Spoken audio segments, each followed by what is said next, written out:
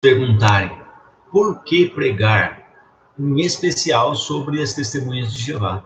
Por que elas não guardam para elas o que elas têm em termos de adoração, assim como todas as outras denominações fazem? Por que eles não guardam para eles, entende, vir pregar?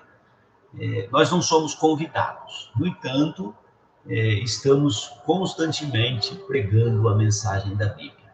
Bom, quem deu início a esse trabalho de pregação foi Jesus. E ele disse assim, né? Eis que estou convosco todos os dias até a terminação do sistema de coisas. Uma vez que o sistema de coisas não terminou, subentende-se da palavra de Jesus que não é para parar de pregar.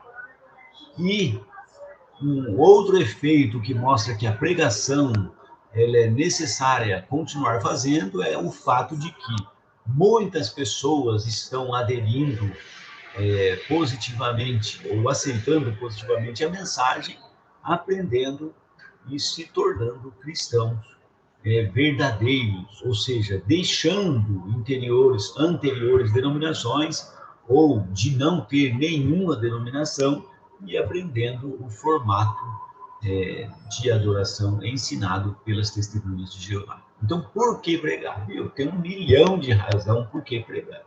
Entre outras coisas, nenhuma pessoa em condições de pregar, ela está isenta de fazer isso. Porque se você está em condições de pregar, não pregar traria sobre você a culpa de sangue. Ou seja, uma vez que você não avisa ninguém, a Bíblia diz no Ezequiel, no capítulo 3, você mesmo perderá a sua vida. E aquela pessoa que você deixou de avisar também perderá a vida dela. Mas é melhor que o aviso seja dado, a fim de que a pessoa possa tomar a decisão pessoal. Se as pessoas vão aceitar ou não, isso já não é mais assunto do pregador. Assunto do pregador é fazer soar o aviso. Aceitar é do indivíduo que ouve. E Deus não tem essa responsabilidade. Uma vez feito o anúncio, se cumpriu o objetivo.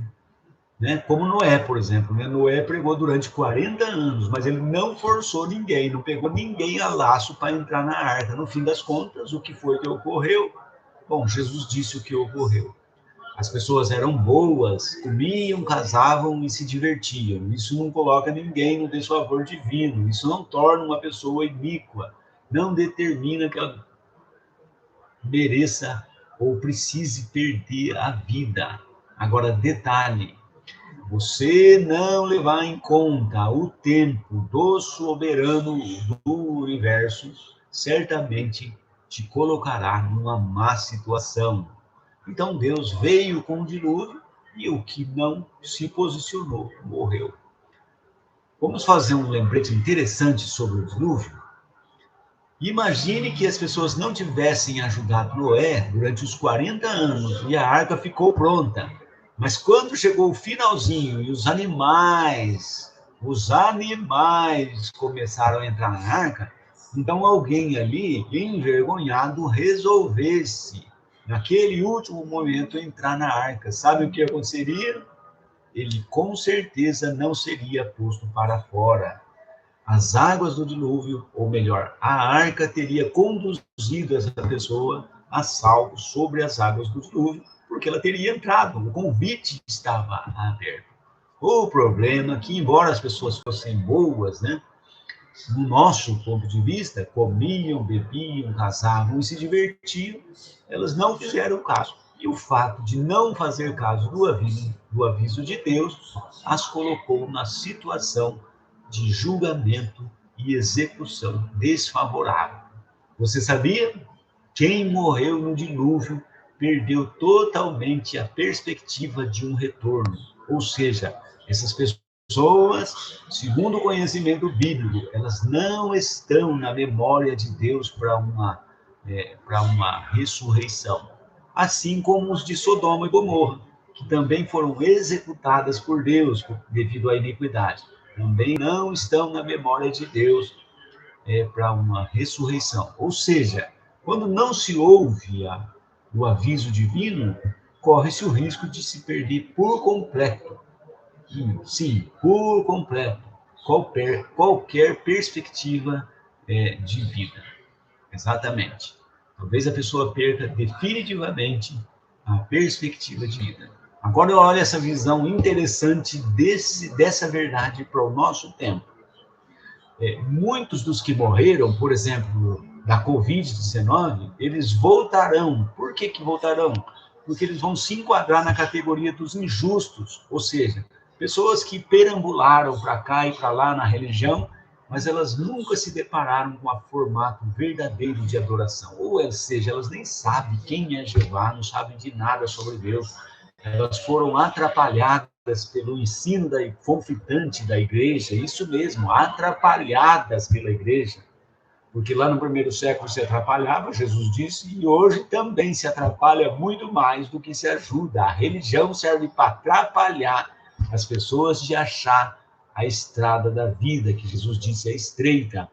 Com esse montante de ensinamento conflitante, confunde a cabeça das pessoas, embora não justifique, porque a mensagem da verdade também está sendo pregada muito mais do que do alto das casas hoje em dia.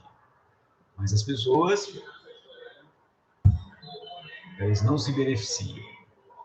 Ou seja, muitas pessoas retornarão na morte na categoria de injustos. E existe a possibilidade de que pessoas de hoje, ou que estão aqui, e que talvez confrontem o que virá, talvez elas não estejam presentes para receber os seus parentes que voltarão na categoria de injustos.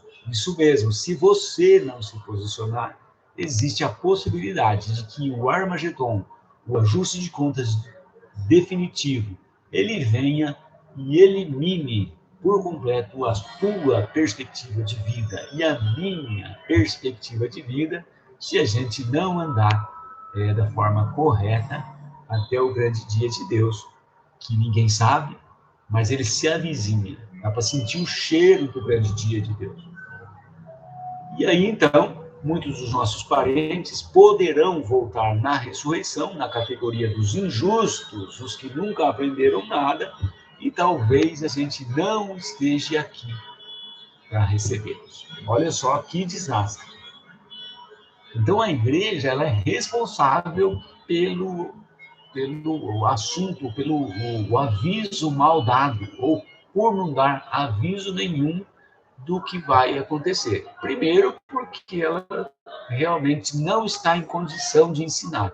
A igreja geralmente não está em condição de ensinar. Lembra que Jesus disse que já estava assim lá no primeiro século? Ele disse assim, olha, vocês que estão dizendo aí que são filhos de Abraão, quando vocês fazem um prosélito ou um crente, vocês fazem ele para a Geena. Então, essa coisa de religião incompetente já existia lá nos dias de Jesus. Porque é muito simples estar desatualizado, estar enganado em relação ao ensino. Vou mostrar outro exemplo bíblico. Pedro era só pescador, mas ele olhou para Jesus e disse assim, tu és o Cristo, o Filho do Deus vivente. Mas lá existia uma tremenda de uma confusão, ou de uma dúvida sobre quem era realmente Jesus. Já Saulo de Tarso, adorador de Jeová, baseado nos 10 mandamentos e nas 600 leis, quando ele viu os judeus abandonando o pacto da lei dado por Deus por meio de Moisés, aquele mediador cujo histórico Deus diz assim, boca a boca falo com esse.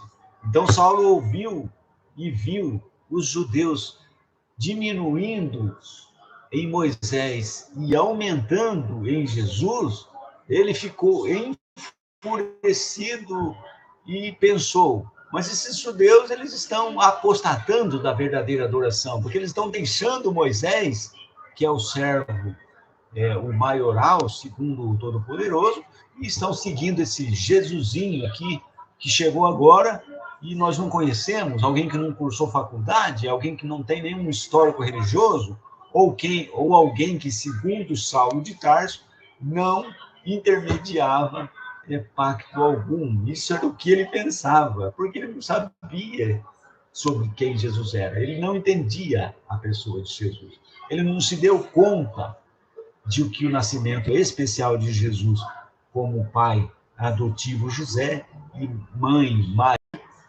ele não entendeu a condição de Jesus Cristo. E aí, então, pensava que era uma pessoa qualquer e que o judeu, ao seguir Jesus, estava fazendo uma coisa errada.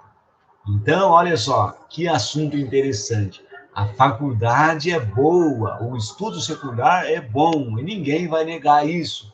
Mas em termos de adoração, Pedro saiu na frente. Pedro disse: Tu és o Cristo, o Salvador do mundo, o Filho do Deus vivente. Saulo de Tarso, se não tivesse tido uma benignidade imerecida, estendida no caso dele, será que a faculdade teria ajudado ele sair daquele lugar e progredir ou atualizar na adoração dele para alcançar salvação e se tornar depois um apóstolo para as nações? Jesus estendeu a misericórdia no caso de Saulo de Tarso e o convidou praticamente, né? Por dizer lá na estrada de Damasco: Ô Saulo, Saulo, o que está acontecendo, Saulo? Por que me persegue? Se não fosse isso, Saulo de Tarso, talvez, não se pode dizer, né? Talvez nunca estivesse feito a mudança necessária para atualizar em termos de adoração, que foi o que ele acabou fazendo depois de passar pela disciplina que todos nós conhecemos bem. Mas esses relatos na Bíblia, eles são suficientes para a gente ficar atento. Será mesmo que eu estou no lugar certo? Geralmente as pessoas pensam assim: olha, quer saber de uma coisa? Eu deixo essas coisas de adoração e de religião para os idosos, para os doentes e para os velhos. E se o meu pastor estiver ensinando coisa errada, ele que vai pagar o preço, porque eu coloco lá a minha contribuição na caixinha da igreja todo mês e eu não estou querendo lidar com isso, não. Isso é culpa dele. Você que pensa, porque o teu pescoço está em jogo. Porque o pastor lá, o pastorzinho lá vai pagar caro e você vai pagar também. Porque nesse assunto a gente não tem o direito de ser enganado. Porque Deus fez uma provisão que eu não posso me esconder e dizer assim: o pastor lá vai pagar. Ele vai, lógico que ele vai pagar, né? O Apocalipse 22 diz assim, né? Se você tirar ou acrescentar qualquer coisa, você vai pagar o preço. Mas você vai pagar também. Porque nesse assunto nós não podemos ser enganados. Se Saulo não tivesse mudado, quem é que pode dizer o que teria ocorrido? O povo judeu que não mudou, nós conhecemos bem a história do fim do sistema judaico em 70 da Era Comum.